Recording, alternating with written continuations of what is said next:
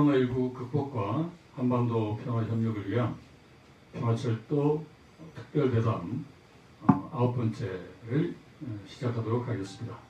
저는 오늘 진행을 맡은 사단법인 평화철도의 사무처장 정용일이고요. 오늘 함께 대담에 주실 분은 개성공단 기업협회 김서진 상무님 모셨습니다. 어서 오십시오. 반갑습니다. 안녕하십니까. 네. 반갑습니다.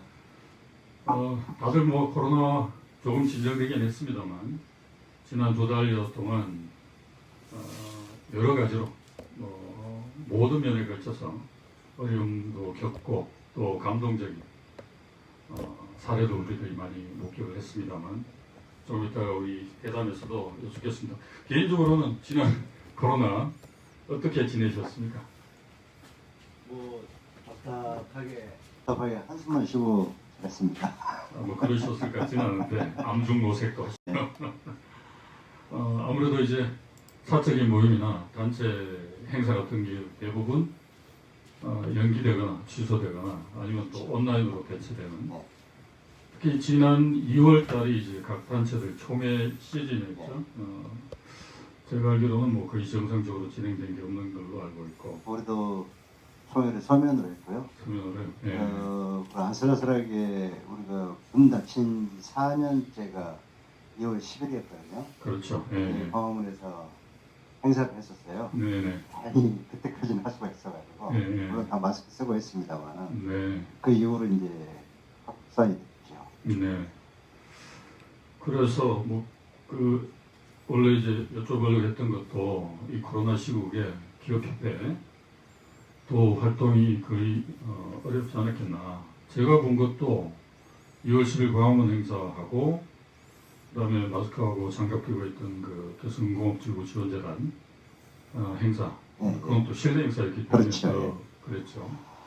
이를 제외하고는 뚜렷한 기사나 활동 내용을 확인할 수가 없어서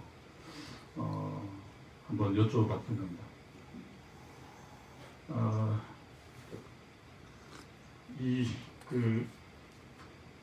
어쨌든 21대 총선이 끝났습니다. 네. 모든 일들이 이제 총선 이후로, 코로나 진정 이후로 연기되거나 밀렸는데 어쨌든 그중에 한 가지는 마무리가 됐고, 또 코로나도 방역 당국은 아직 안심할 때가 아니라고 이야기하고 또 그게 동의합니다만 총선이 집권여당의 압승으로 끝나면서 여러 가지 평들이 지금 현재도 진행되고 있습니다. 그래서 우리가 오늘 주제가 개성공단 재개 문제이기 때문에 개성공단 재개는 곧 남북관계의 복원 또는 이제 새로운 도약을 위한 시작, 이렇게 표현할 수 있겠죠. 그렇죠. 네. 그래서 이번 총선이 사실은 정책 실종에다가 남북관계나 통일 문제는 언급조차 되지 않는 그런 좀 특이한 또는 아쉬운 그런 측면도 분명히 지적을 해야 될 거라고 생각을 하고요. 맞습니다. 그래서 우리 남북관계 전문가이기도 하고 개성공단뿐만 아니라 이번 총선이 향후에 개성공단 재개와 남북관계 복원에 어떤 영향을 미칠 것인지 한번 전망을 해주시면 우선 좋겠습니다. 아무래도 제가 이제 개성공단 관련 일을 하고 있기 때문에 그 중심축으로 얘기를 좀 드리겠습니다. 사실 개성공단 재개의 최대 걸림돌은 미국 문제도 있고 북미 간의 문제도 있고 또 한미 간의 문제도 있지만 핵심적인 건 사실은 우리 국민이 또는 국회에서 단일한 목소리로 개성공단을 재개해야 한다라고 나오면 과연 미국에서 거부를 할 수 있을까요? 그러니까 국내적 요인도 상당히 좀 크다고 봅니다. 이번에 코로나19 문제 때문에 그 정책이 사실 실종이 됐는데 어찌됐든 민주당의 압승으로 끝났습니다. 그래서 이제 제가 향후에 기대 내지는 전망하는 거는 이런 국내적인 요인들에 대해서 상당히 이제 그 제약 요소가 완화되지 않겠나. 왜 그러냐면 국회 다수당이고, 그래서 지금 야당 같은 경우 어느 정도 이제 반발할지는 모르겠으나 과거에 비해서는 좀 덜하지 않겠어요? 집세를 살 때보다는. 그런 제약 요인이 상당히 좀 낮춰질 것 같다. 그래서 보다 더 한 목소리가 나올 수 있을 가능성이 커졌다. 이런 조심스러운 기대를 해보고요. 네. 그 다음에 또 하나는 유감스럽지만은 정상회담부터 시작해서 각종 합의가 국회에서 비준된 적이 없어요. 예. 근데 요 부분은 이제 남북관계 특수성 때문에 예를 들면 조약이라든가 이런 거 국회 비준 반드시 해야 되잖아요.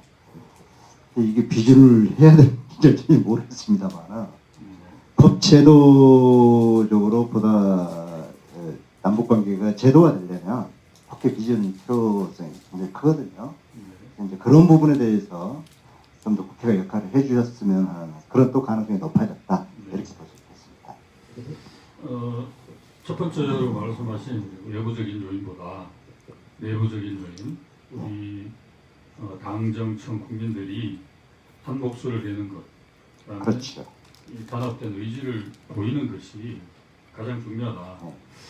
그 말씀에 이제 세상 공감을 하는 건 뭐 아무리 어려워도 우리 스스로 하겠다는 의지만 분명하면 다른 그렇죠. 난관은 충분히 극복할 수 있다고 생각을 하는데 지금까지는 사실 남 탓이 컸다고 생각을 합니다. 부인할 수 없는 사실이고요. 맞습니다.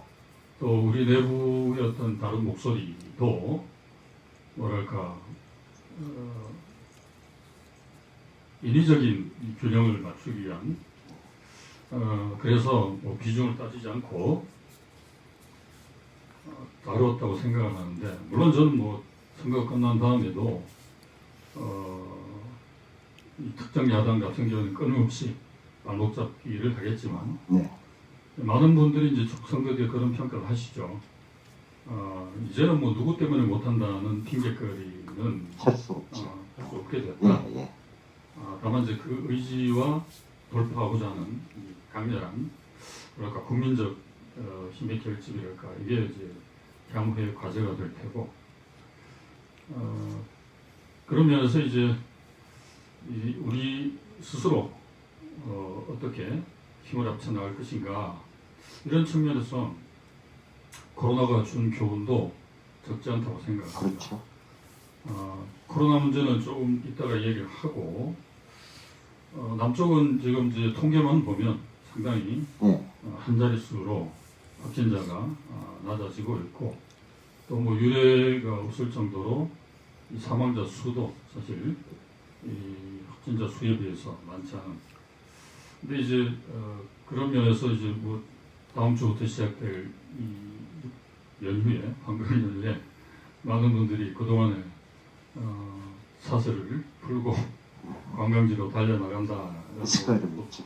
보도도 있었습니다만 이 북에 대해서는 아직까지 이게 구체적인 정보나 상황이 알려진 게 별로 없습니다.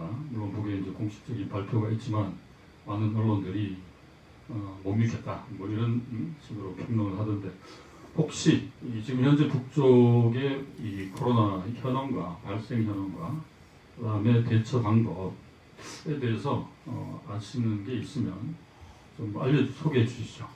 뭐 제가 뭐 특별히 더 아는 건 아니고요. 어쨌든 공식적인 발표는 확진자가 0명입니다. 그리고 어쨌든 지금 워낙 폐쇄적인 조건이기 때문에 일단 공식적 발표는 믿을 수밖에 없는 어쨌든 그 허점이 있다 하더라도 네. 그럴 수밖에 없는 거 아닌가.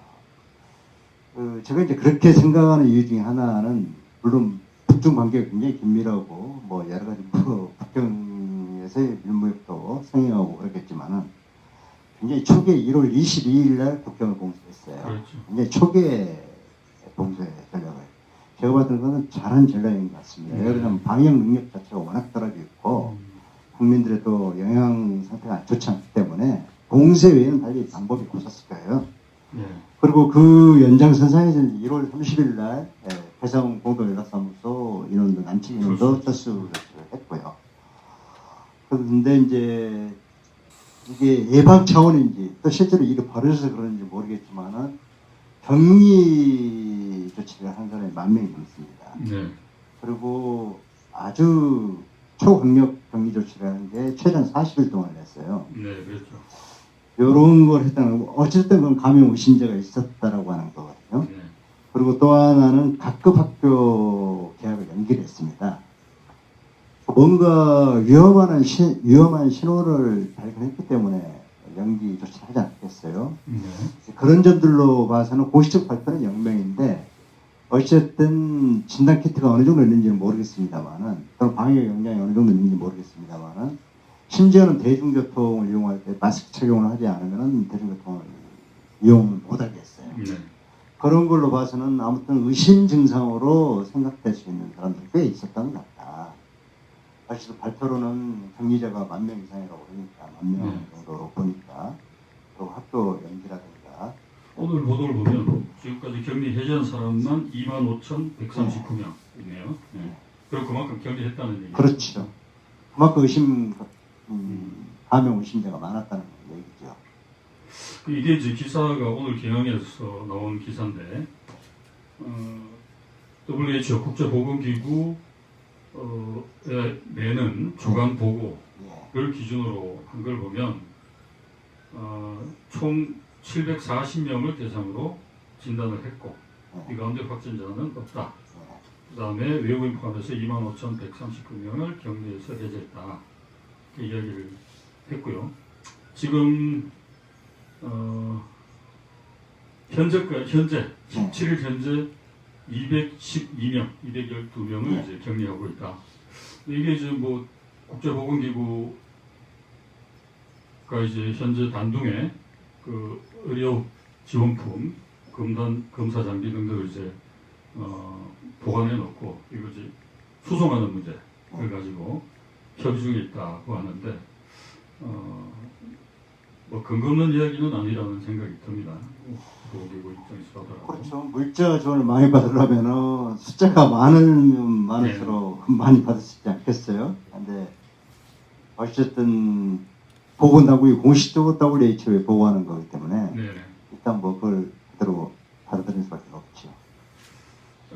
코로나 이 관련해서 어쨌든 북쪽의 공식 입장은 남측에 지원 요청을 하지 않는다 라는 얘기가 사실인 것 같고요. 다만 이제 그 지난달 초중순에 집중적으로 해외에 있는 동포들이나 민간단체들을 통해서 지원 요청이 들어왔죠. 뭐 어디라고 밝힐 수는 없지만, 근데 사실 오늘 그 한 건 방역복 2만 벌, 2억 원 가량 민간단체 자체 예산으로 이제 보내겠다는 걸 통일부에 승인을 했고, 지난번에 또 1억 원 가량의 민간단체 승인한 딱 2건 뿐입니다. 사실 금액적으로 뭐 3억 정도면 뭐 큰 돈이라고 할 수 없죠. 근데 아무튼 남쪽 정부에서 이게 나 지자체에서 코로나가 한창 창궐할 때 우리나라 중국이나 유럽에서 긴급 지원 형식으로라도 대북 지원을 하지 못했습니다. 이 대통령께서도 방역 협력 문제에 대해서 언급을 하셨고, 트럼프 대통령조차도 유엔도 예외 품목으로 인정을 했고, 트럼프 대통령도 그거 좋은 일이다 라고 했음에도 불구하고 이루어지지 않았다. 이런 점이 굉장히 좀 아쉽고, 어떤 면에서 보면 좀 통탄할 일이죠. 그 부분에 대해서도 좀 말씀을 해주십니다. 저는 상당히 좀 참담하다고 생각을 합니다. 왜냐하면 왜 북측이 당국이 아닌 민간단체한테 지원을 요청했을까? 이걸 생각을 해봐야 될 때라고 봅니다. 네. 왜냐하면 그 어느 때보다 이 보건 문제에 대해서, 코로나19 문제에 대해서 당국 간의 협력이 기묘한 시기에 북측이 남측 당국한테 뭘 요청하는 게 아니고 민간단체한테 요청을 했단 말이죠. 그래서 자꾸 과거에 그 타미플루 사건이 자꾸 생각나는 거예요. 네. 그때 타미플루가 북측이 요구한 것도 아니고 이쪽에 주겠다고 해서 스탠바이를 하고 있다가 운송 차량이 제재 대상이어서 못 줬다는 거 아니겠습니까? 그런 경험들이 뭐 쌓여 있는 거죠. 그래서 북측이 당국한테 아예 포기를 하고 인간한테 이렇게 요청한 게 참 안타깝고 참담하다 이런 생각이 좀 들고요. 어떻게 보면 국제적인 재난 아니에요. 코로나19에 대해서도 공동 대처를 하지 못하고 있다라고 하는 게 참 초현실 세계에 살고 있는 거 같아요. 손만 뻗으면 닿는 거리에 있는 데서. 저는 남북 간의 보건협력 부분은 무슨 수를 써더라도 빨리, 왜냐하면 이 코로나19 문제가 물론 뭐 전문가들한테 좀 다른 수도 있지만은 우리나라 방역 당국에서도 또는 미국 방역 당국에서 뭐라고 그랬냐면은 올 가을 겨울에도 대유행이 재차 일어날 수가 있다. 그럴 가능성이 있죠. 예, 그래서 코로나19 문제가 단기간에 끝나는 문제가 아니기 때문에 북이 아까도 말씀드렸습니다만은 공식적인 영명인데 어쩌지 뭐 모르잖아요. 또 모르고 지나갈 수도 있고 뭐 그럴 리는 별로 없겠지만 그래서 그런 언제까지 또 문을 꽁꽁 닫고 살 수도 없잖아요. 그래서 우리나라도 마찬가지고. 네. 그래서 그거에 대한 준비 차원에서라도 빨리 당국 간에 보건 협력 분야에 대해서 논의를 빨리 해야 될 거다 이렇게 보고 있습니다. 네, 그 중요한 말씀인데 어쨌든 이 지금 변종 코로나 19 같은 경우에도 항체가 생겨도 다시 증상이 심각해요. 나타나는 경우들이 45%에 달한다고요. 굉장히 많은 재발병률이 되는 거죠. 그렇게는 맞나요? 아무튼 최근에 검사자 중에서는 45%였다고 정말 기억이 심각해요. 됩니다. 그래서 이번 가을 겨울이 가을 겨울에 또 어떤 변종 바이러스가 등장할지도 모르는 상황에서 뭐 물론 전 세계적으로 공조를 해야 되겠죠. 뭐 칼럼에서 코로나 바이러스와 전 세계 대전을 벌이고 있는데 동맹군은 없고 각자 도생이다 이런 표현을 쓰셨는데 모르겠습니다. 뭐 다른 나라들은 각자 도생을 우리가 말릴 재간은 없지만 남북이 각자 도생하는 건 절대 바람직하지 않은 그렇죠. 결과를 낳는 것이죠. 가장 힘든 문제는 우리도 사실 그 아찔한 순간을 지나갔거든요. 대구에서 문제가 터졌을 때 31번 확진자가 생겼을 때 가장 문제가 되는 것은 방역 그 전선이 무너지는 겁니다. 의료 시스템 붕괴죠. 예컨대 미국의 뉴욕이라든가 붕괴가 일어났거든요. 그렇죠. 그리고 이제 가설 좀 수습을 하고 있는데 그 상황으로 가버리면은 순간 문제가 상당히 심각하게 돼요. 그러니까 이제 앞으로 아마 일본을 보게 될 겁니다. 일본이라든가 그다음에 아프리카라든가 인도 이런 등지에서 의료 시스템 자체가 붕괴되는 그러니까 의료진들 자체가 뭐 가끔 뉴스 화면에서 보면은 방호복이 없어. 방호복 원래 일회용입니다. 비닐을 뒤집어 쓰고 하는 경우 미국에서조차도 이런 거가 있기 때문에 오늘 뭐 정부 당국에서도 방역 당국에서 그런 올 가을 겨울을 대비해서 방역 물자를 비축을 하겠다. 이걸 잘하는 거죠. 그리고 북에도 마찬가지일 거다. 근데 과연 실제로 전 세계 지구상을 다 찾아봐도 스스로 방역 물자를 비축하고 할 수 있는 나라가 거의 완벽하게 없습니다. 네. 아마 한국의 중국 정도 외에는 없어요. 그런데 지척에 두고 준비를 할 수 있는 역량을 충분히 가지고 있는데도 못한다는 건 참 서글픈 얘기죠. 네.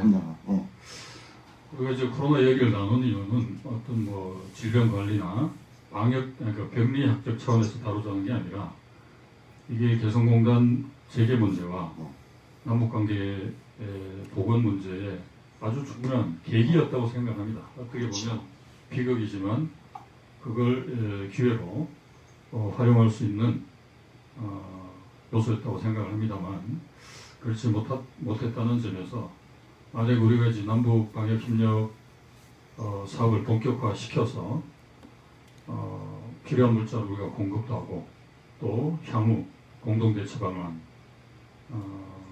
마련하고 했다면 아마 이 북측도 좀 더 적극적인 자세로 남북 대화에 나설 수 있지 않았을까 그런 생각을 해보고요. 또 하나는 이제 개성공단 얘기로 넘어갈 텐데 개성공단 재개가 어려울 것이라고 보는 사람들 중에 많은 사람들이 이제 오히려 방역이 아주 감염이 확산될 수도 있지 않느냐 마스크만 나오다가 뭐 그런 우려를 표명한 사람들도 있었어요. 네, 물론 뭐 그런 우려는 완벽히 100% 차단할 수는 없기 때문에 우려는 항상 있을 수 있죠. 근데 이렇게 보셔야 돼요. 개성공단은 이제 우스갯얘기로 우리 교민들하고 이제 숫자석에서 개성공단 공화국이다 이런 표현을 써요. 그게 왜 그러냐면 개성공단 아일랜드 공화국이라고 그러죠. 섬처럼 펜스로 이렇게 둘러싸여 있어요. 그러니까 접근 자체가 그 관계자에는 어느 누구도 들을 수는 없습니다. 그래서 기본적으로 이 펜스에 차단됐다고 하는 거. 다음은 이제 근로자들 왔다 갔다 하고 여기 주재원들이 남주 주재원들이 왔다 갔다 하고 그러죠. 그리고 그 펜스가 있고 그 안에 또 병원이 자체 병원이 있습니다. 그리고 만에 하나 문제가 생겼을 경우 그러니까 의심 감염자를 격리시킬 수 있는 호텔도 있어요. 그리고 그 호텔도 격리시키면 됩니다.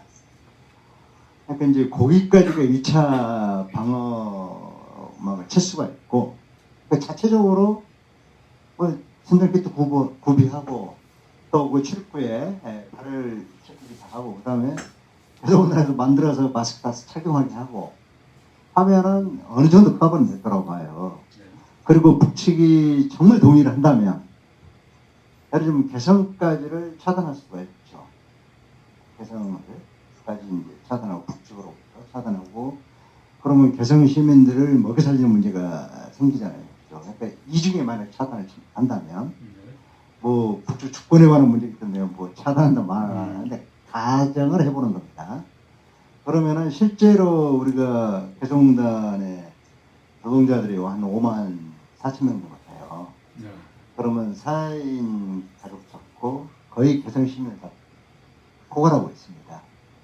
그러면은 먹고 사는 문제는 우리가 임금이 있잖아요. 그걸 다 해결할 수가 있어요.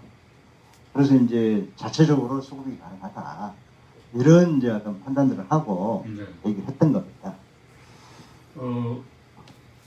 이제 그런 문제 제기가 먼저 돼서 그런데 어쨌든 개성공단 부분 가동을 통해서 우리가 지금 그 가장 어려움을 겪고 있었던 기본 방역 수단에 갈 수 있는 마스크를 한번 생산해보자. 그래서 우리 수요도 충족하고 필요하면 북쪽에서 공급을 하고 또 비축도 하고 또 그 이상의 물량이 확보가 되면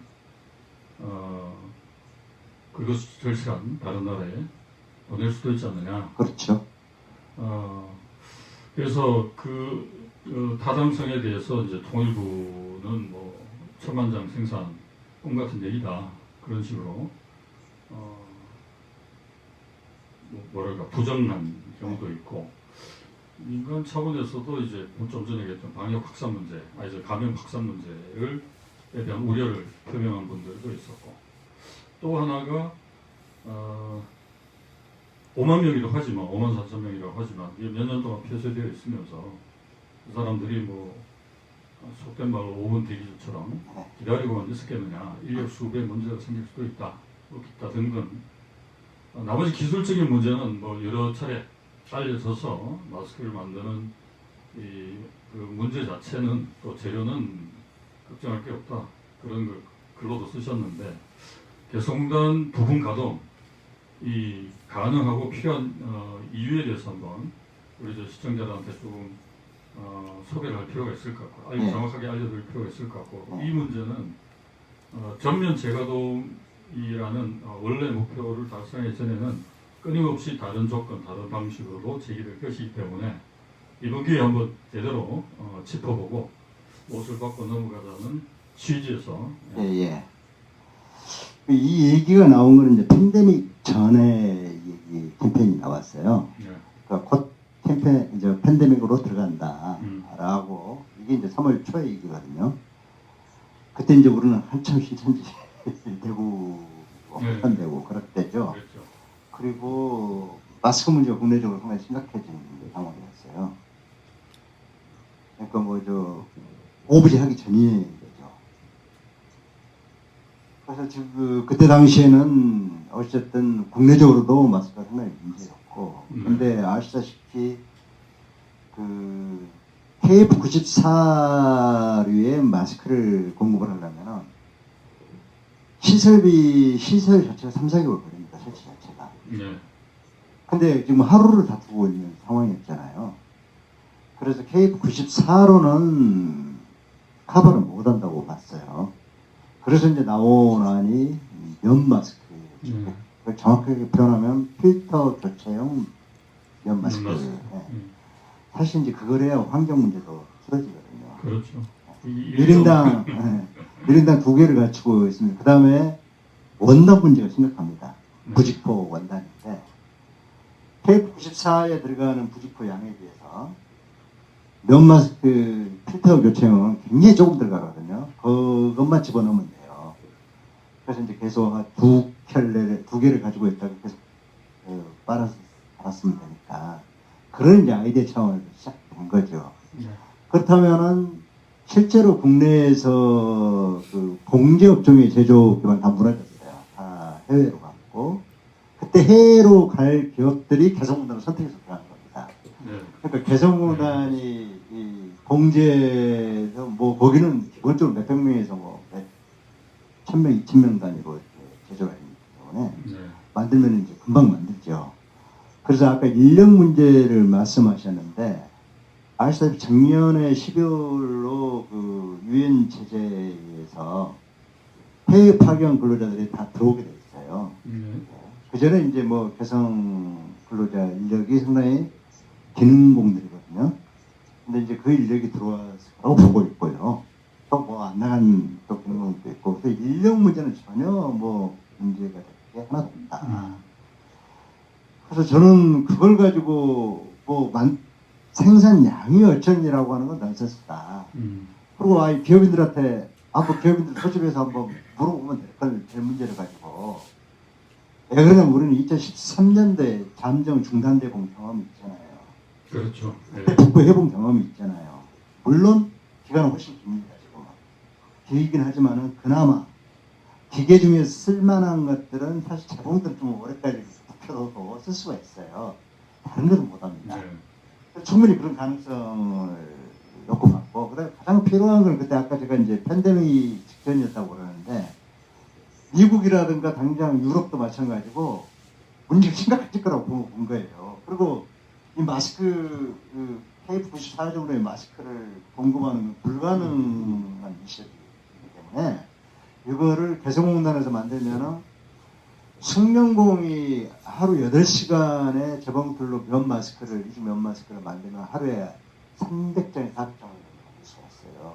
그러니까 굉장히 보수적으로 8시간 기준으로 1인당 200장을 만든다면 실제로 봉제업종에 3만 명이 넘거든요. 그러면은 2만 명이 일한다고 보면 2만 명이 일한다면 하루에 400만 명입니다.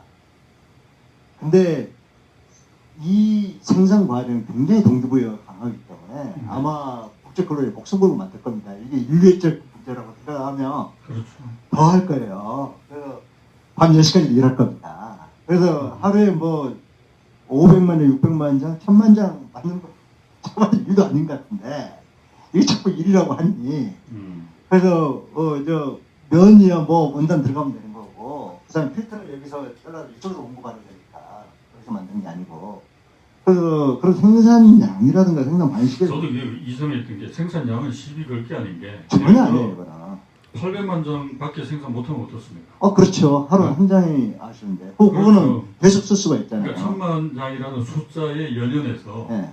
시비를 건다는 건 그 일회용이 아니죠. 안 하겠다는 얘기잖아요. 다른 요인이 하기 싫다는 얘기죠. 다른 요인이 있겠죠. 네. 예를 들면 총선을 앞둔 정무적 판단이라든가 미국 설득이라든가 북한과의 북측과의 어떤 협의 이런 게 이제 쉽지 않을 거라고 봤어요. 발상을 바꿔서 예를 들어서 개성공단에 다시 불이 켜지고 이신이 돌아가고 남쪽에서 물자가 올라가고 야간 근무를 하는 불 켜진 이 개성공단 야경 또 거기에서 생산된 제품들이 남으로 북으로 해외로 이건 아마 전 세계적인 주목을 받을 만한 감동적인 한반도 평화 프로세스는 그걸로 완성입니다. 제가 말해요. 왜냐하면은 제가 그때 이제 그 제안을 했던 이유도 미국이 필요할 거라고 본 거예요. 실제로 예상도 했습니다. 제가 이제 그 미국에는 지금 중국산이 그쪽으로 가고 네. 있는 거니까. 미국이 지인하고 계속 통화를 해보면은 상당히 우리가 모르는 코로나19 감염 되고 있었던 거예요. 근데 그럼 미국이 정말 심각해질 거다. 왜 그러냐면 글로벌 서플라이 체인 자체가 미국에서 마스크라든가 방호복을 만든 건 미친 짓이에요. 왜 그러냐면 실제로 개성공단 안에서 방호복을 제작했던 기업이 있었어요. 네. 한 군데가 있었는데 워낙 마진이 적습니다. 네. 그러니까 개성공단에서조차도 방호복을 안 만들어요. 음. 그럼 미국 내에도 그걸 만든다는 미친 짓이죠. 그렇죠. 현실성이 없다고 봐요. 그렇죠. 그러니까 근데 이제 차제에 미국이라든가 지금 그 미국이 지금 그 자가격리에서 그러니까 이제 록다운에서 지금 완화 조치를 하려고 그러잖아요. 여기서 핵심인 거는 이제 두 가지입니다. 하나는 마스크고 마스크가 있어야 생활 방역이 돼요. 왜 그러냐면 생활 방역으로 가는 순간 방역 주체 개인이 되거든요. 개인의 가장 중요한 방역 물품은 마스크입니다. 그 다음에 이제 병원에 의료진이거든요. 의료진들이 매일 가운을 하루에 수십 번씩 갈아입어야 되는 거예요. 버리고 그래야 되는데 그 방호복 심각하거든요. 그래서 그거는 충분히 설득 가능하다라고 저는 봤어요. 우리 정부가 이제 어떻게 움직이냐에 따라 달려 있겠지만은 그리고 문제들은 해보면서 하면 되는 거예요. 그러니까 일이 안 되는 이유를 찾자면은 이유를 찾자면 100가지도 찾을 수 있고요. 하려고 하면 또 그 100가지 찾을 수 있습니다. 네, 동의합니다. 맞습니다. 그리고 한 번도 이런 걸 경험을 못 해봤잖아요. 그러니까 한번 해볼 충분히. 이게 이제 앞으로도 지금이라도 뭐 그렇지 않았다고 봅니다. 방금 이야기하신 대로 이제 마스크든 방호복이든 낮은 단가 때문에 예, 예. 뭐 우리나라뿐만 아니라 남쪽뿐만 아니라 전 세계적으로도 공장을 다시 만들고 돌릴 수 없는 상황이라면 전 세계의 방호복과 마스크는 마스크는 또 중국에서 생산하니까 방호복 같은 경우에는 단가는 좀 올려야 되겠네요. 그 정도까지는 낮으면 최소한의 생산비는 보장한다는 전제하에 그렇지. 생산비는 뭐라 메이드 인 개성 방호복이 전 세계의 공급원이 될 수도 있는 것 아닙니까? 지금요, 그 방역 물자에 대해서 미국에서 우리나라에 굉장히 손을 벌리고 있어요. 예. 왜냐면은 뭐 여기서 어느 나라를 폄훼해서는 좀 곤란하겠지만 실제가 그러니까 중국산이라다가 베트남산에 대해서 퀄리티가 굉장히 문제가 있어요. 한국산만 찾고 있습니다. 메이드 인 코리아. 네. 그리고 개성은 메이드 인 코리아죠. 실제로. 그래서 그 퀄리티 자체가 문제가 때문에 예를 들면 방호복 같은 경우는 바이러스가 침투 못하도록 해줘야 되거든요. 마스크도 마찬가지고. 이런 부분에 대해서 그러니까 물론 의료진들은 KF94를 착용해야 될 거예요. 마스크. 그렇지만 일반 민간인은 뭐 80 정도 충분하다고 네. 했어요. 예. 그런 마스크로 해서 또 필터가 들어가면 거의 뭐 차단이 다 되기 때문에 충분히 저는 가능하다고 봅니다. 뭐 일반화할 수는 없지만 저도 여기 5살 쌍둥이 키우고 있는데 연마스크만 끼고 다녔어요. 애들이 좀뭐 깝깝해 하는 것도 아니고 불편한 것도 없고 늘 빨아서 쓸 수 있으니까.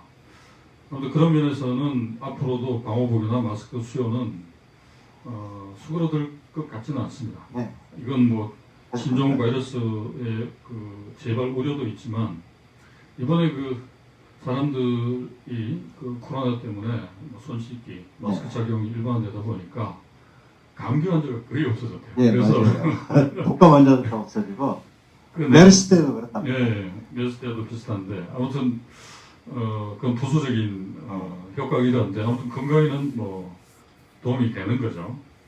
그래서 결국은 이제 개성공단을 우선 전면 재가동이 아니라면 부분 가동이라도 해야 되는데 무엇이 이걸 가로막고 있나? 아까 이제 우리 내부로부터의 단결, 서로의 의견 일치가 필요하다고 하셨는데 제가 지금 여쭙는 건 방법적인 문제입니다.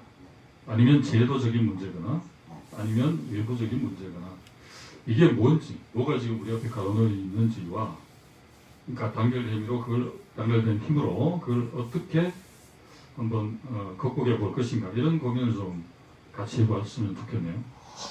그 결국 이제 뭐 국제 정책의 영역에서는 뭐 제가 거론할 생길 것도 아니고요. 중요한 거는 한국이 말 그대로 운전자 역할인가요? 네, 그러니까 훨씬 더 주동적으로 나갈 필요가 있다고 하는 겁니다. 네. 왜 그러냐면은 결국은 이번 코로나19 사태에서 적나라하게 드러났습니다만은 모든 국가는 국가 이익이 됩니다. 상대방이 뭐 죽어나든 뭐하든 자기한테 이익이 되지 않으면 안 움직인다고 하는 거예요. 제가 왜 그 말씀을 드리냐면은 과연 미국이 가만히 있으면 우리를 인정을 했고 이런 문제는 아니라는 거예요. 그러면은 결국은 우리 정부나 또는 우리 국민들이 얼마큼 절박하게 이 상황에 이걸 부르냐가 결국은 단합된 절박성 네. 이런 거가 저는 유일한 길이라고 드립니다. 어떤 제도라든가 법적으로 이게 아무런 제가 봤을 때는 수단이 있는 게 아니기 때문에 저는 그런 점에서는 크게 이 점을 생각해야 한다고 봅니다. 뭐냐면은 코로나19 사태를 통해서 적나라하게 드러났던 게 소위 말하면 세계화 신자유주의 세계화 이후로 글로벌 밸류체인이 광범위하게 부가가치를 향해서 세계 곳곳에 스며들었잖아요. 네. 그거가 작동이 안 될 수도 있다는 걸 이번에 느낀 겁니다. 뭐 실제로 보여줬죠. 예, 예. 적나라하게 보여줬고, 그리고 심지어는 마스크를 선진국끼리 하이제킹하고 그런 상황이지 않았습니까? 그러니까 뭐 완전 무정부성을 그대로 드러냈죠. 거기다가 이제 또 하나 간과하지 말아야 될 게 이번에 코로나19 사태는 국제적 연대가 필요함에도 미중의 패권 경쟁이 더 적나라하게 드러났습니다. 네. 그럼 우리는 지정학적으로 미중 간의 패권에 그대로 노출된 것입니다. 이런 측면 하나하고, 그리고 그 연장선상이 있지만 작년에 일본에서 화이트리스트에서 우리 제외하지 않았어요? 네. 그리고 사드 때는 중국이 한한령을 했고요. 그러니까 이 경제적인 문제가 그냥 뭐 글로벌 밸류체인이 작동될 것이다라고 하는 그 신화가 지금 다 깨지고 있는 겁니다. 네. 그렇다면 결국은 우리로서는 우리가 할 수 있는 산업적 체계는 뭐냐? 그러면 부가가치가 없는 것을 억지로 우리 국내에서, 미국도 마찬가지로 국내에서 할 수 있겠느냐라고 하는 문제입니다. 네. 그런 부분부터 시작해서 저는 남북 간의 이 경협이 산업정책을 전면적으로 재조정해야 될 필요성이 좀 생겼다. 네. 이렇게 좀 보고 있는 측면이 있습니다. 그러니까 네. 남북 경협은 그냥 뭐 대충 평화를 위해서 선택의 하나의 수단 네. 이런 문제가 아니라 경제적 측면에서는 이거는 선택의 문제가 더 이상 이제는 아니다. 그러니까 결국은 산업의 포트폴리오를 어떻게 짤 거냐라고 하는 문제에서 더 이상 이제 남북 간의 문제 경협이 선택의 대상이 아니다. 이제는 당연히 그거는 해야 된다. 이것에 대한 필요성을 이번에 더 절박하게 네. 보여줬다고 생각을 합니다. 네. 아마 이것을 과연 우리 국민들이 또는 뭐 정책 당국에서 얼마나 절박하게 느끼냐의 문제는 여전히 남아있는 문제인데 네. 그렇죠. 결국 그 문제를 생존의 문제로 접근을 좀 할 필요가 있겠다. 네. 그거 아니고는 과연 우리가 미국에다가 이거 열어주세요 한다고 되는 문제도 아니고 그런 절실한 것부터 또 평화의 문제도 우리 절실한 문제잖아요. 생명이 왔다 갔다 하는 문제잖아요. 트럼프는 예전에 그런 얘기 했어요. 전쟁이 나면 그쪽에서 일어나지 우리한테 일어나냐. 그런 얘기도 하지 않았어요. 좀 달라졌죠. 네. 그러니까 결국은 뭐냐면은 우리의 생존을 위해서 남북관계를 이제 어떻게 봐야 될 거냐 이 세계사 상황 속에서 그 문제에 지금 직면해 있는 것 같습니다. 저도 뭐 동의를 하고요. 우리가 이 경제 전망을 할 때마다 국제적인 세계적인 장기 불황 이야기 꼭 빠지지 않고 나오고, 그다음에 신성장 동력을 어디서 찾을 거냐. 뭐 다양한 시도가 있지만 어느 것 하나 뚜렷하게 이것이 21세기 우리 뭐 다른 나라들도 마찬가지겠습니다만 이것이 신성장 동력이다. 뭐 금융 빼고는 금융은 성장 동력은 아니죠. 그렇죠. 좀 속된 말로 표현해서 미안합니다만 돈 가진 사람들이 삥 뜯어가는 수단인데 우리도 뜯긴 바가 있고 지금도 그렇지만 아무튼 제가 공감하는 건 이 국민들이 투표할 때도 그렇고 또 여론조사를 해도 그렇고 뭐 가장 절실하게 생각하는 게 경제적인 문제, 생활 문제라고 하는데 그럼에도 불구하고 남과 북이 뭐 남북 정상회담에서도 이 선언에 들어갔지 않습니까? 구호로 들어갔듯이 평화 번영 문제, 평화롭게 공동 공영하고 함께 더불어 잘 살아보자라는 것인데 그건 뭐 하늘에서 떨어진 말이 아니라 실제로 그 가능성을 확인했기 때문에 그렇죠. 양 정상이 합의도 하고 철도도로 연결하든가 공단건강선 관광 재개라든가 이런 그다음에 권역별 개발 구상이라든가 이런 걸 이제 내놓았음에도 불구하고 실제로 이제 진척이 못 되는 것 때문에 그래서 어떤 분은 그런 말씀하세요. 더 이상 남북 합의 필요 없다. 기존에 합의한 것만 제대로 지켜도 뭐 20년, 30년 프로젝트가 될 것이다. 그러니 아까 말씀하신 대로 이건 뭐 결단과 의지의 문제다. 그리고 안 하자고 하면 핑계가 100가지도 넘지만 하자고 하면 지혜가 그렇죠. 더 많이 생기는 거다. 이게 아마 가장 중요한 이야기일 것 같고 특히 이제 우리 정책 당국이나 이걸 실제로 구현해야 될 당국 입장에서는 좀 새겨들어야 될 말씀이 아닌가 하는 그런 생각이 듭니다. 잠깐만 이 시계를 좀 거꾸로 돌려서 원인도 한번 찾아봐야 될 것 같아요. 사실 개성공단 폐쇄가 전격적으로 적어도 일반 국민들이 볼 때는 뭐 기업인들은 말비락이겠지만 박근혜 정부 당시에 이루어졌습니다. 근데 우리가 자본주의 사회죠. 기업인들이 자기 돈 투자해서 영리 추구할 자유도 있죠. 대신에 이제 경제 범죄를 저지르거나 부도를 내면 퇴출되는 것도 당연한데 250개 기업 중에 부도 낸 기업이 있나요?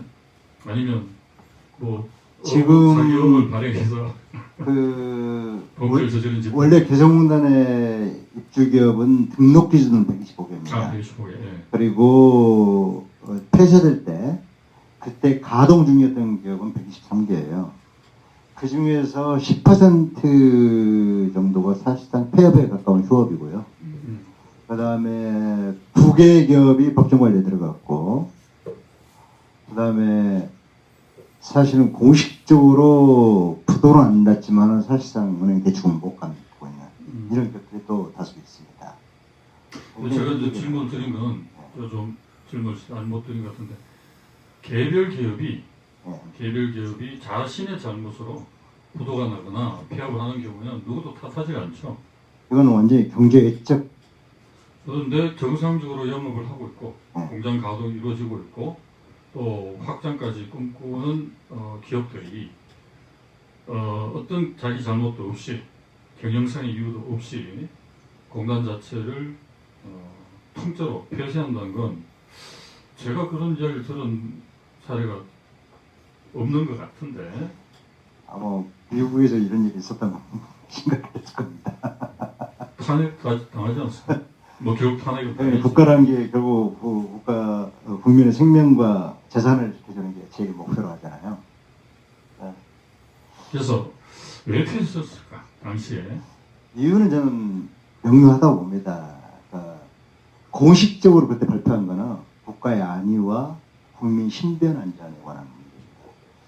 근데 핵의 문제가 어제 오늘의 일도 아니고 국가의 안위라고 하는 거는 꼭 개성공단을 그럼 닫으면 국가의 안위가 괜찮아지냐? 반대 아닌가요? 전혀 그렇죠. 반대죠. 이게 또 안전판 역할을 하기 때문에 그 다음에 국민 신변 안전은 2013년도에 우리가 이미 경험을 했거든요. 전혀 문제는 없다고 봅니다. 그렇죠. 네.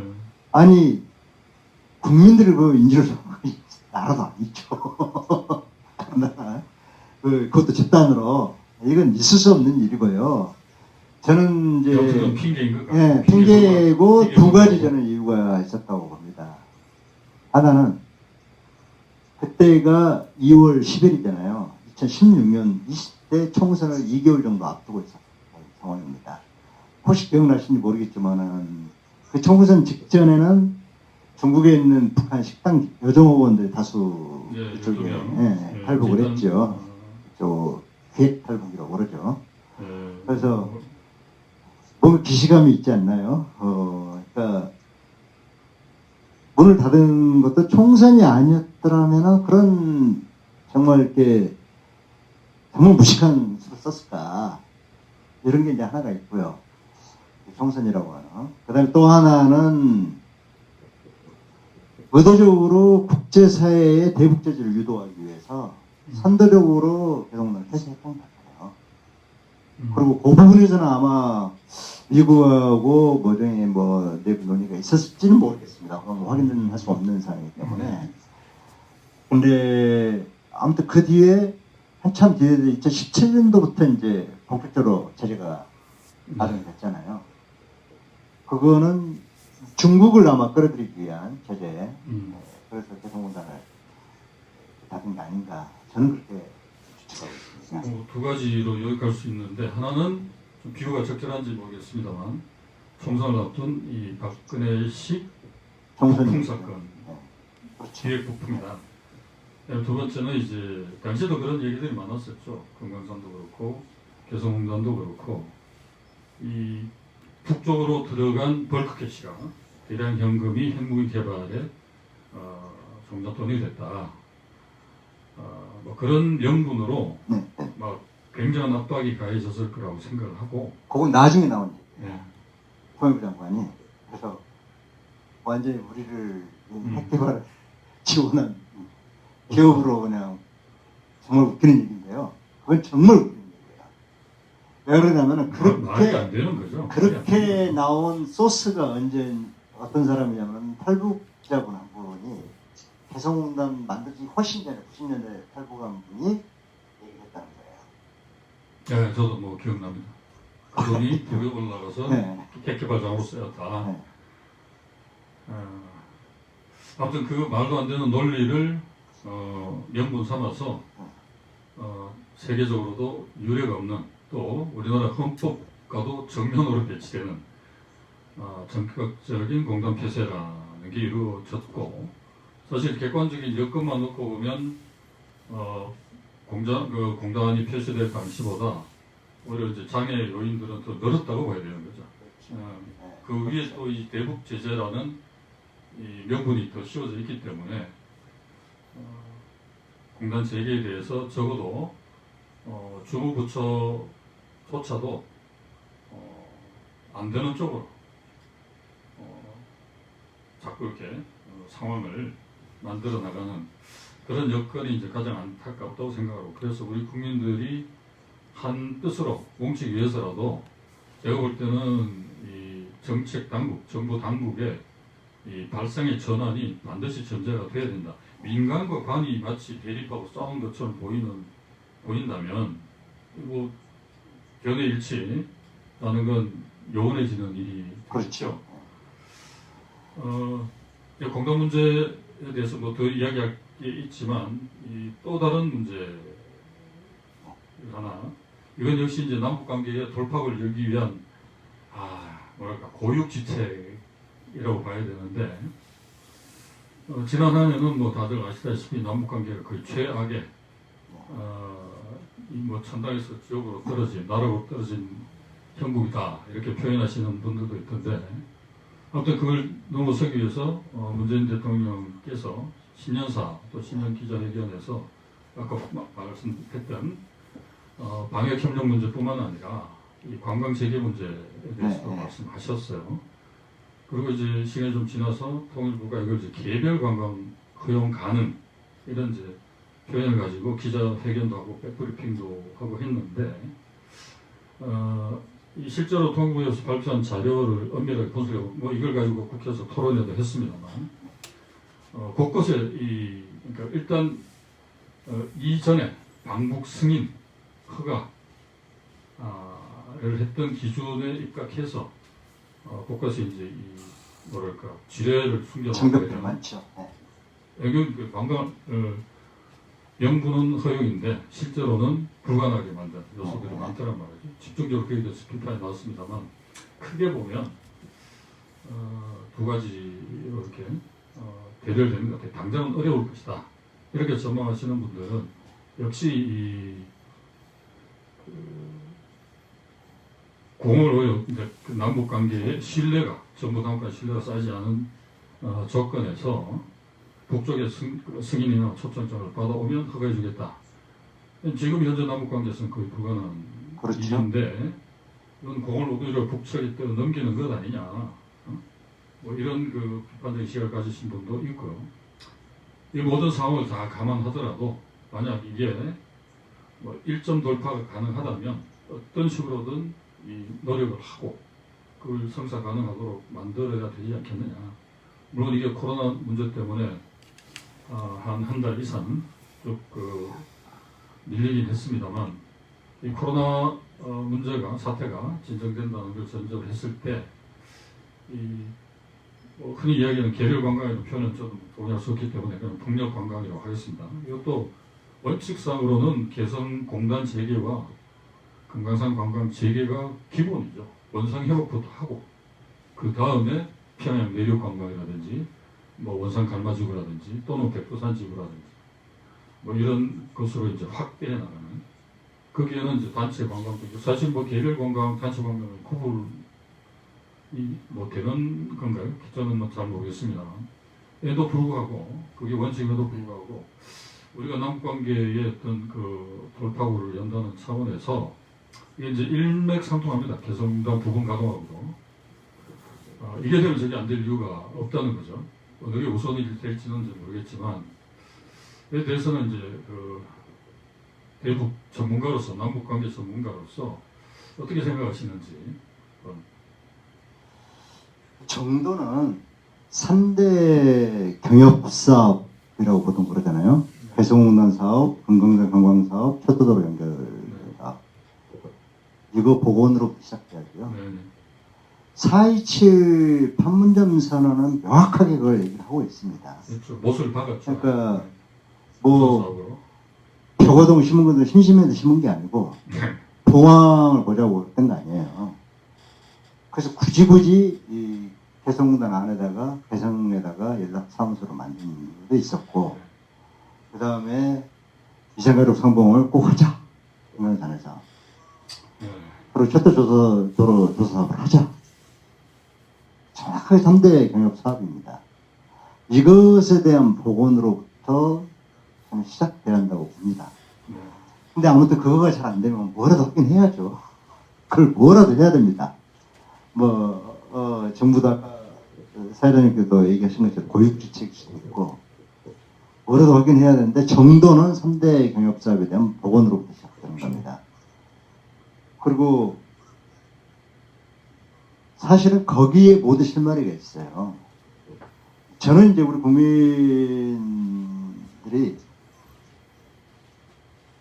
정말 이렇게 생각을 해봐야 될 게 이번 그 개별 관광도 그렇고 전부 미국이 지금 제동을 걸고 있지 않습니까? 제동을 걸고 있는데 어떻게 정상회담에서 합의한 사항을 한미 워킹그룹이라고 하는 실무기구에서 논의를 한다. 그럼 북한 북측 받아들일 수 없을 거예요. 최고 지도자가 결정한 사항을. 그럼 우리 국민들도 마찬가지로 생각합니다. 어쨌든 나하고 견해 차이가 나든 어쨌든 대통령이 되는 순간 국가 원수입니다.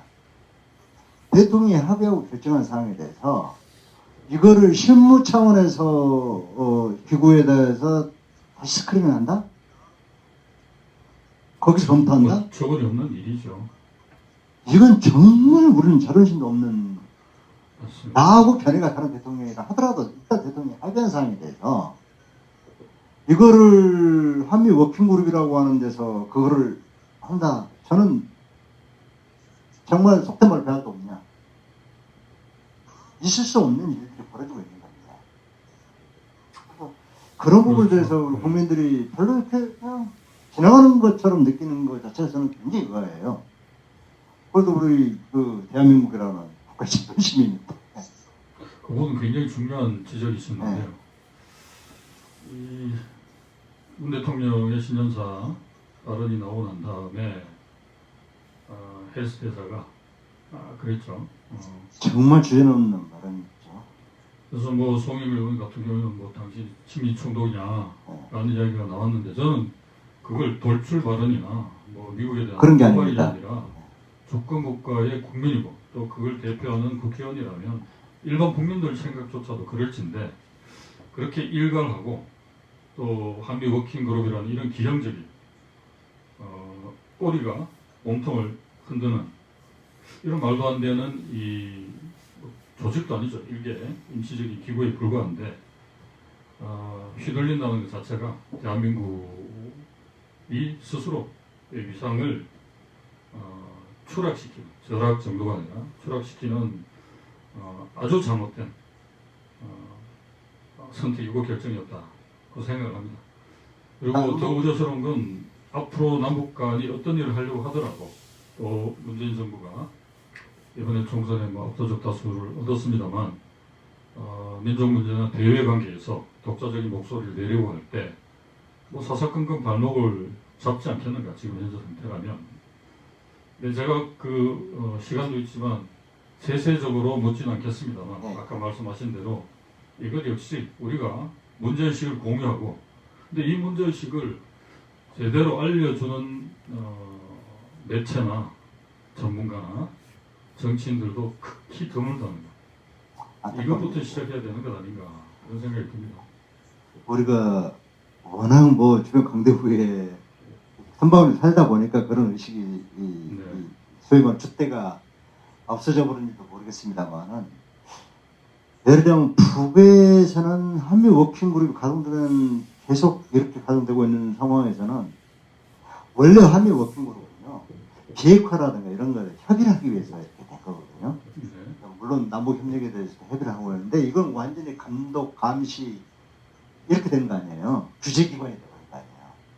그러면은 북이 과연 남측하고 어떤 합의를 할 수 있겠냐 말이에요. 합의를 해도 결국 다시 또 그 뒤에 수렴청정을 하고 있는 한미 워킹그룹으로 끌고 갈 거 아니에요. 아니 양 정상이 했던 것도 그러는데 그럼 북은 얘기할 수 있겠어요?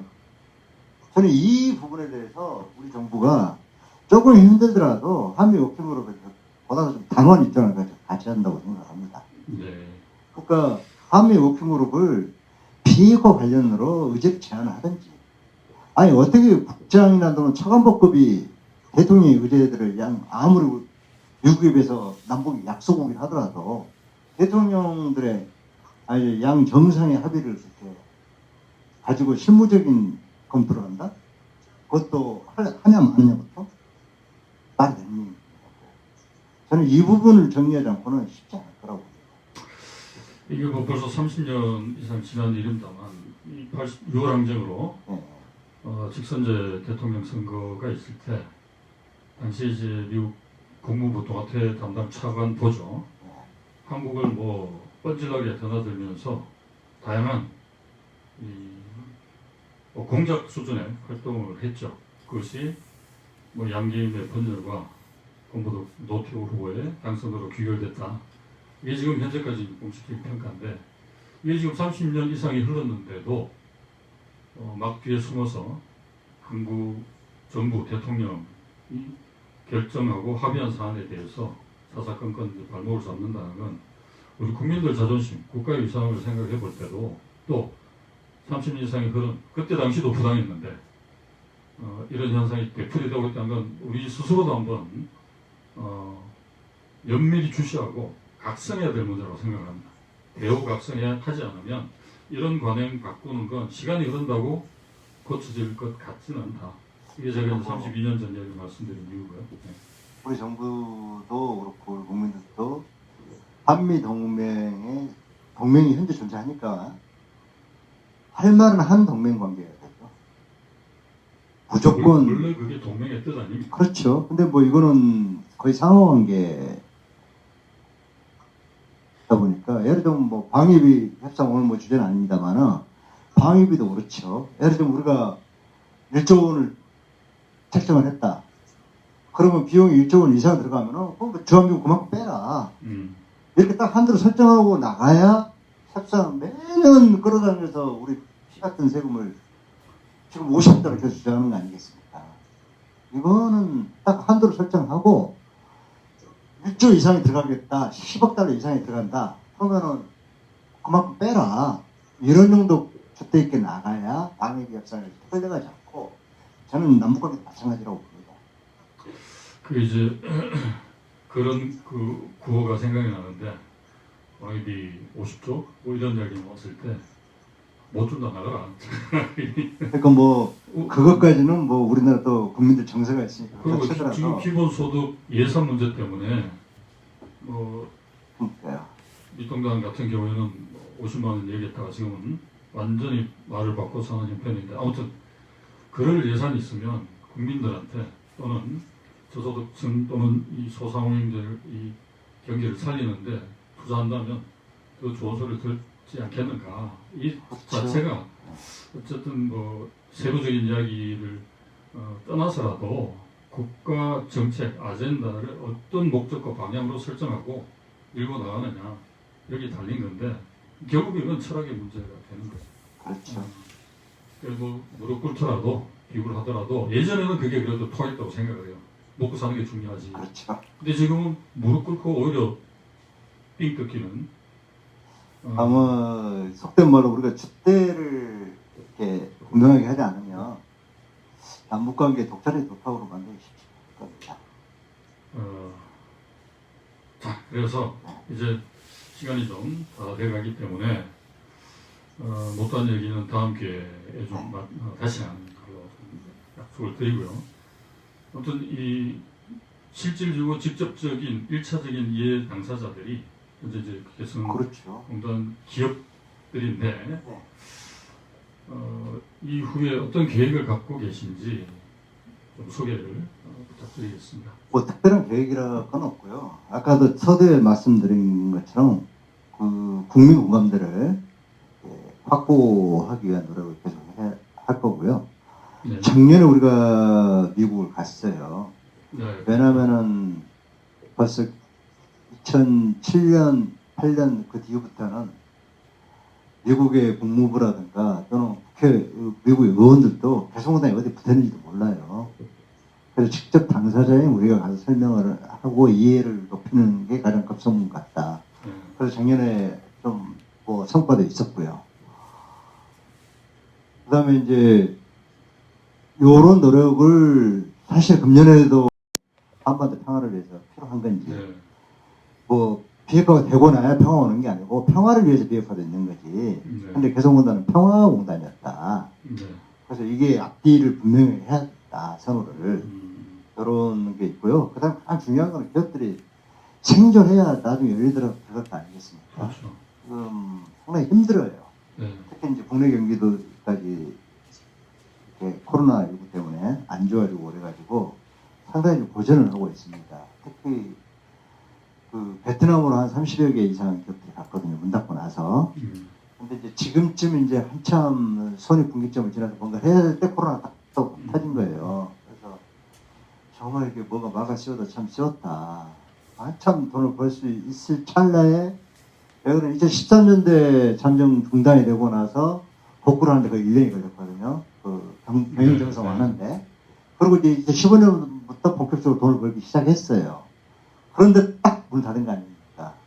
그래서 부랴부랴 그냥 사전 스터디도 하지 않은 채 베트남으로 가서 이제 어떻게 하는데 또 이제 코로나19 이게 그래가지고 거의 2, 3년 주기로 잃어버리니까 굉장히 지금 힘듭니다. 그래서 이제 엎친 데 덮친 격. 네, 정부에서도 좀 우리 기업들을 아니 나중에 남북관계 또는 평화경제가 열린다더라도 전세자가 이렇게 생겨버리면 누가 가려고 하겠습니까? 그래서 우리 개성 기업인들을 살리는 게 당장 뭐 이런 거가 아니라 미래를 위해서라도 정부가 좀 신경을 써줘야겠다 이런 생각이 들고요.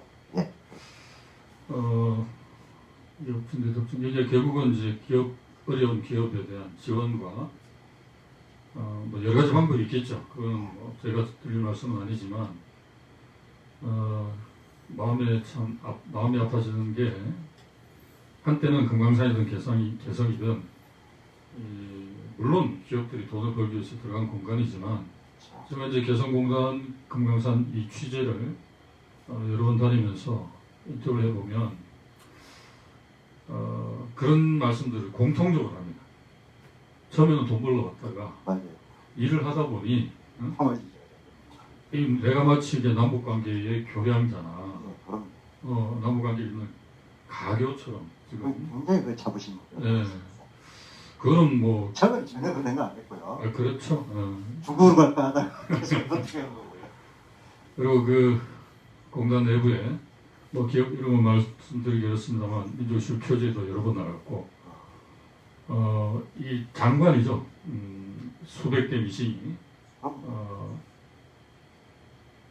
그 돌아가는 그 소리, 그다음에 이 모자를 쓴 북녘 그 여성 근로자들 진지한 표정, 참 그 이야기만 해도 한 2시간이 금방 지나갈 것 같은데 물론 갈등도 많고 다툼 초기에는 오해도 많고 그렇죠. 사람 동네 다 그렇죠. 처음 만난 사람은 남쪽은 그렇잖아요. 다 그렇죠.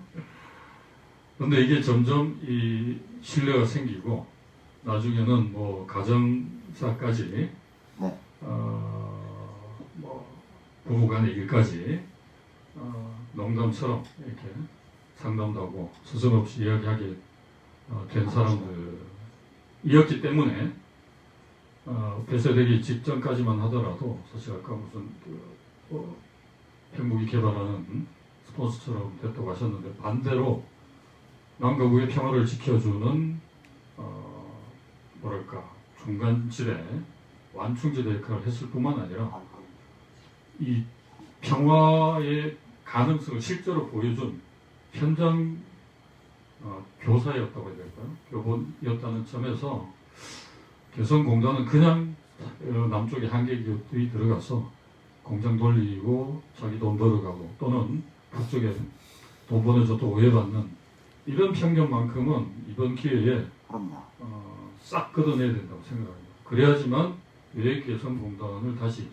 복구시키고 더 확대 발전시켜야 되느냐는 국민적 공감을 얻을 수 있다고 생각하기 때문에 우리 성모님께서도 힘드시겠지만 기업인들하고 같이 노력해 주시면 감사하겠고요. 이번 주 끝으로 제가 요즘 만나는 모든 사람들에게 또는 인터뷰하는 주제와 관계없이 모든 분들에게 여쭙는 공통 질문인데 마지막 질문으로 코로나 이후 세상은 어떻게 바뀔까요? 이런 질문을 합니다. 아까도 잠깐 말씀이 나왔는데 바뀝니다.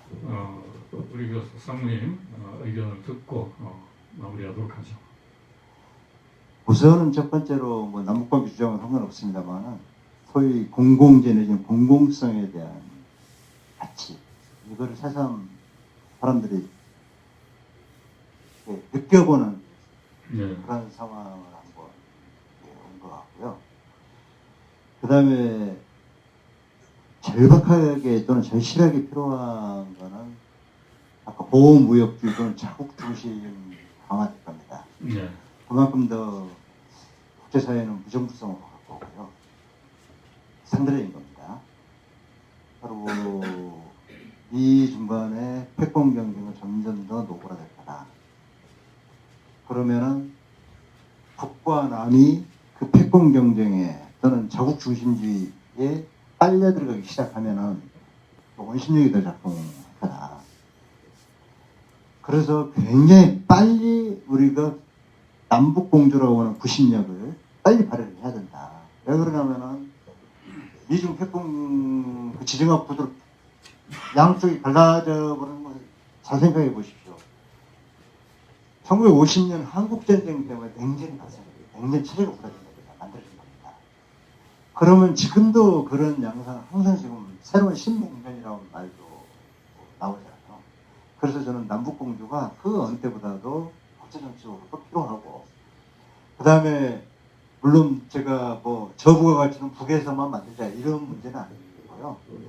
한반도 경제를 전체로 보는 통합적인 산업정책을 고민해야 될 거다. 이거가 저는 이 코로나19를 겪으면서 정말 이게 이제 대충 뭐 이렇게 하면 좋은 거고 뭐 이런 정도의 문제가 아니라 앞으로 한반도 경제라고 하는, 저는 한반도 경제라고 표현을 합니다만은 네. 생존의 문제일 거다. 그래서 남북 경협 강화는 필연의 일이다. 이제 국민들도 그렇고 또는 기업, 사실 기업들은요 남북 관계 열리기 굉장히 기대하고 있어요. 우리 재생 주기업뿐만 아니라 2018년도에 그 북미 정상회담 전후에서 엄청나게 전화들이 왔습니다. 어떻게 하면 북이 들어갈 수 있겠냐. 해외에 나갔던 적 없어. 이게 현실입니다. 네. 그래서 저는 우리에게는 우리가 정말 남북 공조 협력을 잘 해가면 굉장히 새로운 길을 우리가 이번 코로나19로 우리가 새로운 역사를 쓰지 않았습니까? 우리가 새로운 역사를 또 쓸 거다. 이렇게 생각을 합니다. 예, 예, 중요한 말씀 해주셨는데요. 마치 지금까지 코로나 이전까지는 이 신자유주의 네. 가 세상을 구원할 것처럼 신주탄지 모시듯 했던 그름이 분명히 있었다면 코로나가 우리에게 얼마나 이 공공재가 중요한지 공동체가 중요한지 이걸 가르쳐줬다고 생각하고, 그다음에 이 중국과 미국 간의 냉전이 더 강화될 것이 예상되는데, 남북 공조 뭐또 큰 틀에서는 공공성이고 공동체죠. 자기 힘을 하나로 모으지 않으면 경제 발전을 기약할 수 없을 뿐만 아니라 냉전의 희생물로 전락했던 1940년대, 50년대를 다시 겪을 수도 있다. 그런 면에서는 앞으로 우리가 어떻게 이 하나로 되는가, 하나의 힘으로 역량을 결속하고 외부의 위험에 대처하고 남의 가능성을 실현하고 이것이 이제 중요하다, 그런 말씀으로 받아들였습니다.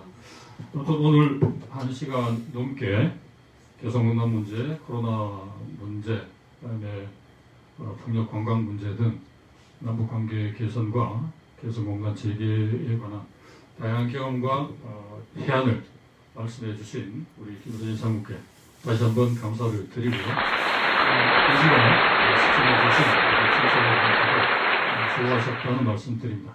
오늘 9번째 평화철도 노교 특별대담은 이것으로 마무리하도록 하겠습니다. 고맙습니다.